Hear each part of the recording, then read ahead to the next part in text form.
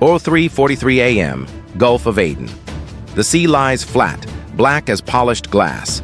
The air tastes of salt and metal, heavy and breathless. From deep inside Yemen, two sharp points of light pierce the horizon. They are thin as needles and just as cruel.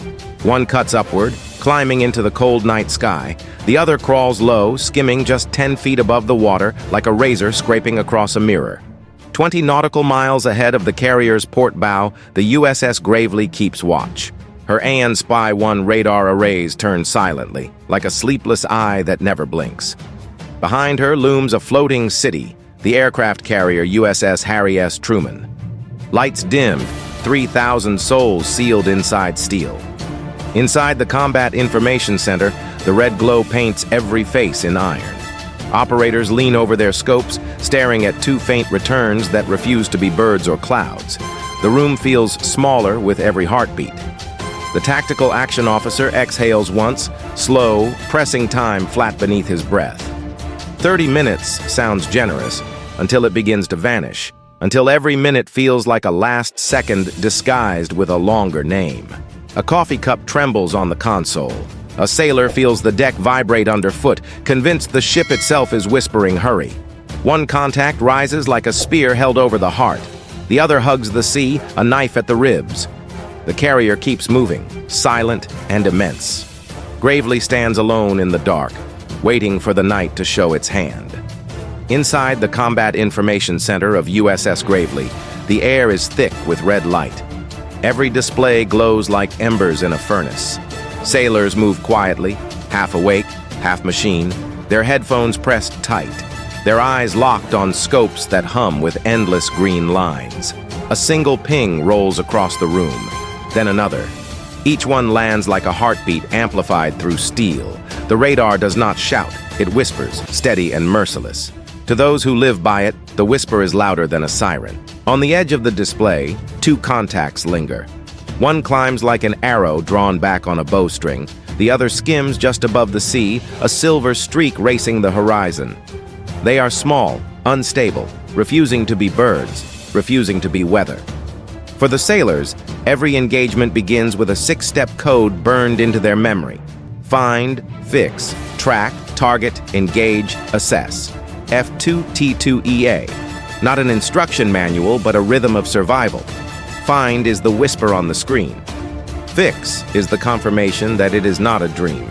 Track is the shadow you cannot let slip. Target is the match, choosing the weapon to kill. Engage is the moment steel leaves steel. Assess is the silence after the storm. Gravely's radar, AN Spy 1, stretches its reach outward, a guardian eye that never blinks. Reports indicate it can hold dozens of fast-moving contacts at once, separating friend from foe in fractions of a second. Tonight, that ability is the difference between life and disaster. The carrier Truman, enormous and vulnerable, sails blind without her escort. Gravely is the picket, the first shield, the first sword, the first to bleed if the night turns against them. The clock runs, seconds folding in on themselves. The sea stays dark. But somewhere out there, two weapons are already on their way, and Gravely is the only one awake enough to see them coming. The radar arrays on USS Gravely turn silently, their invisible beams sweeping the dark horizon. Reports indicate the AN Spy 1 can detect even small air contacts under favorable conditions, objects no larger than a bird against the vast ocean sky. Tonight, two faint returns appear, uneasy, fragile, but persistent. On the green scope, they look like ants on a stove, jittering with heat. The operator narrows his eyes. Bird, plane, drone, or nothing. He knows the answer will decide whether 3,000 men on Truman wake to routine or never wake at all. Above the sea, other American eyes may be watching. A P-8 Poseidon, long-range and restless, patrols the waters east of Yemen. Higher still, an RC-135 rivet joint could be pulling threads of electronic chatter from the desert. In recent months, after a string of strikes on commercial ships, the U.S. has quietly increased its maritime surveillance here. Tonight, those assets might be the difference between foresight and surprise. Inside the CIC, the watch team works in sync, the rhythm of habit sharpened by the edge of fear. Voices stay low, clipped, professional. The red glow turns sweat into shining streaks on temples. The air feels charged, as if the ship itself knows it is being hunted. The tactical action officer leans forward, the weight of the fleet pressing invisibly on his shoulders. On the screen, the two contacts hold steady, one high, one low. The choice remains unsolved. Seconds tick. The horizon stays dark. The echoes refuse to vanish. And in that silence, Gravely alone becomes the line between suspicion and disaster. The tactical action officer leans forward, headset pressed tight, every nerve tuned to the faint echoes creeping closer. His job is not to argue, not to wait, but to choose. And he has less than a minute. Three options live inside his mind like cards fanned on a table. The SM-6 may be preferred for long-range, high-value threats. It is advanced, fast, and devastating. But firing a $4 million missile at a drone that may cost $50,000 feels like using a sledgehammer to crush a mosquito. The CIWS waits as the last line, a close-in gun system that can shred incoming targets in a storm of tungsten. But that means letting the threat reach within breathing distance of the carrier. And no one here wants to gamble with 3,000 lives. That leaves the SM-2, the workhorse of the fleet. Reliable, tested, designed for aerodynamic threats. Under many circumstances, the SM-2 can be the efficient choice. It is not glamorous, but it does not need to be. The TAO checks the clock. 45 seconds, 40. He can feel the room tighten, as if the steel walls lean inward. Vertical launch cells line the deck above, silent and waiting. In the officer's imagination, they blink. Green lights ready, like soldiers itching to move.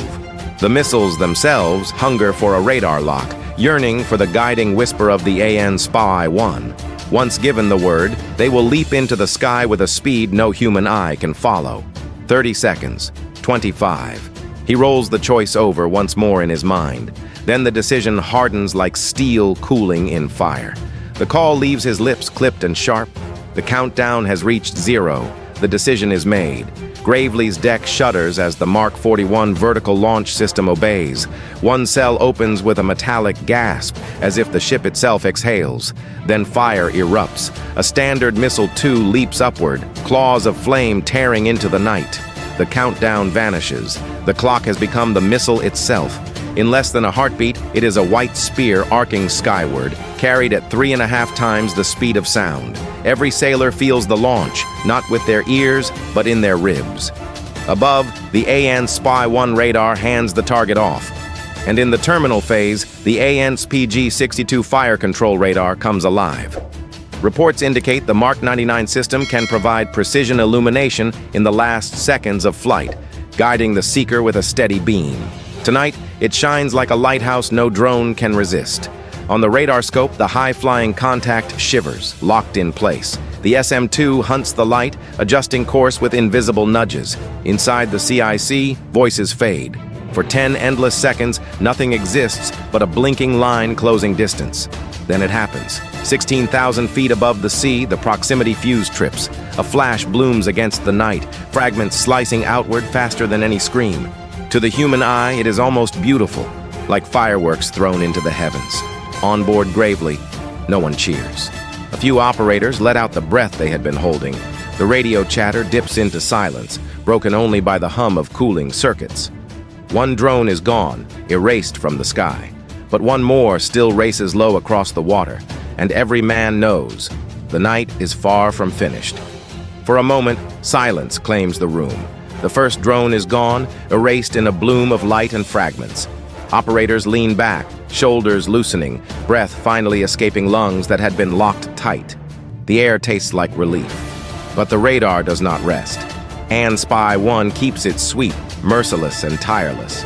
Every sweep is a question, every return is an answer, and among the falling debris, one trace refuses to fade.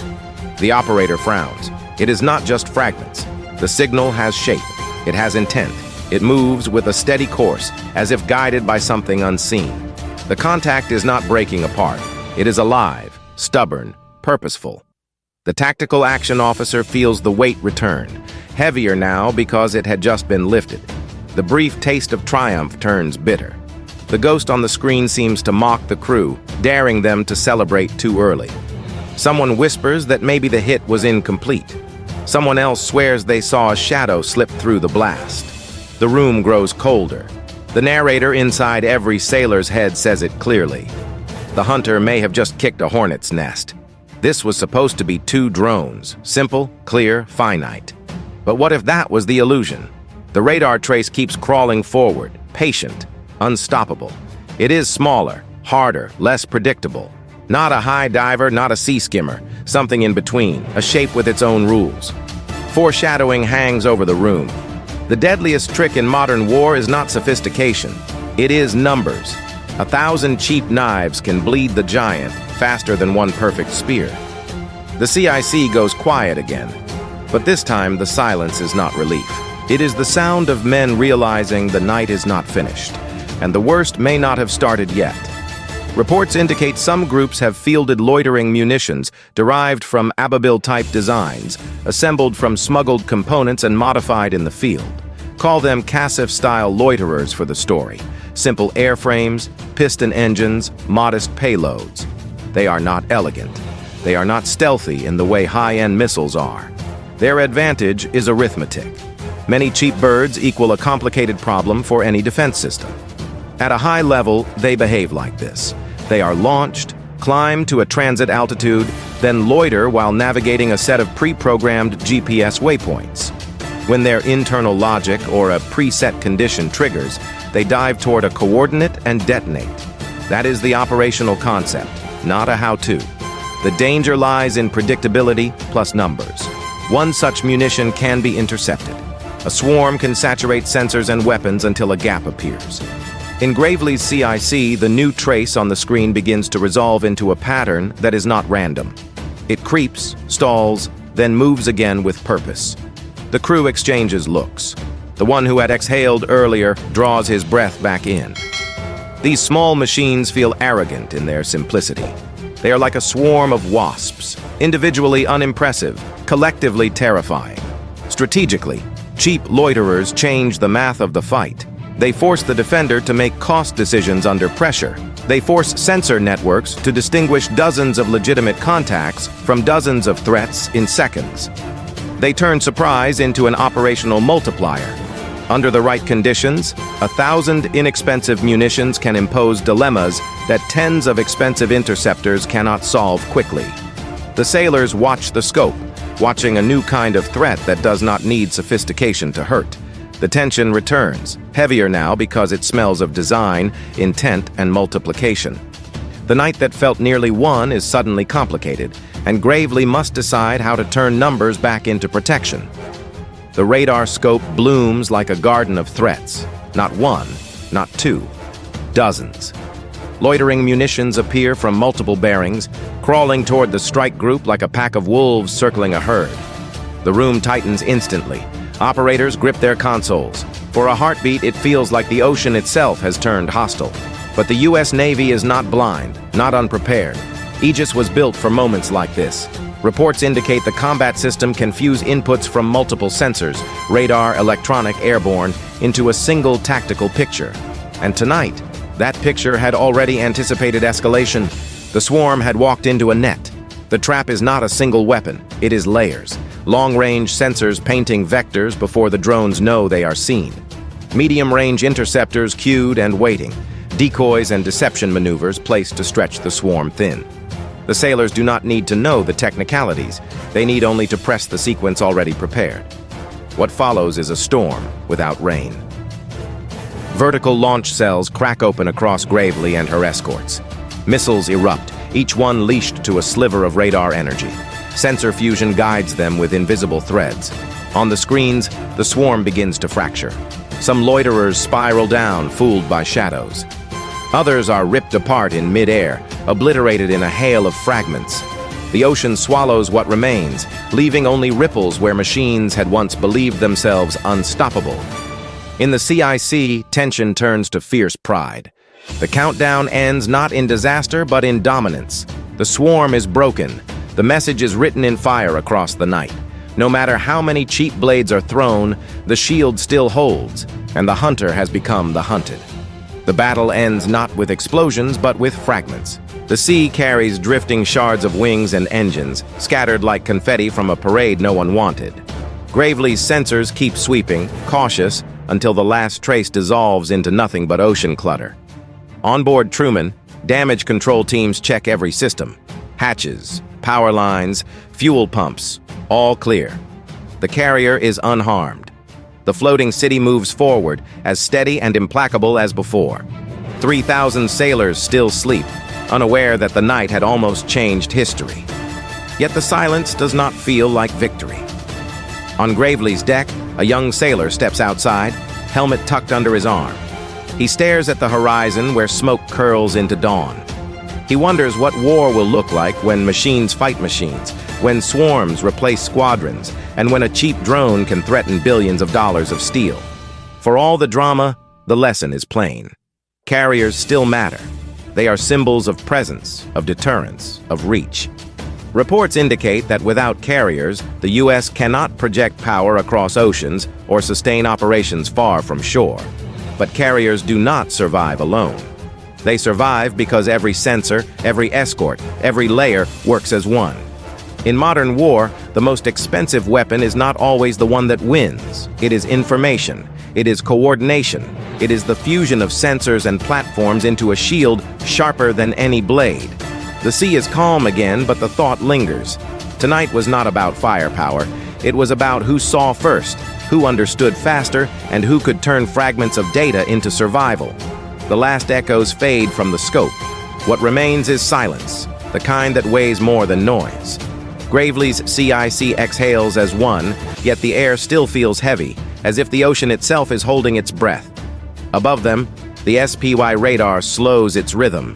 Pings echo at a calmer pace, like a heartbeat settling after a sprint. On deck, the sea is unbroken, dark water stretching endlessly, only the faint shimmer of dawn cutting through the horizon. The carrier sails on, untouched. The swarm has been obliterated. The message is written in fragments scattered across the waves. Information is the weapon, and vigilance is the shield. No matter how many drones rise, no matter how many cheap blades are thrown, the fleet survives because it sees first, decides faster, and acts together. But victory tonight is not the end. It is a warning.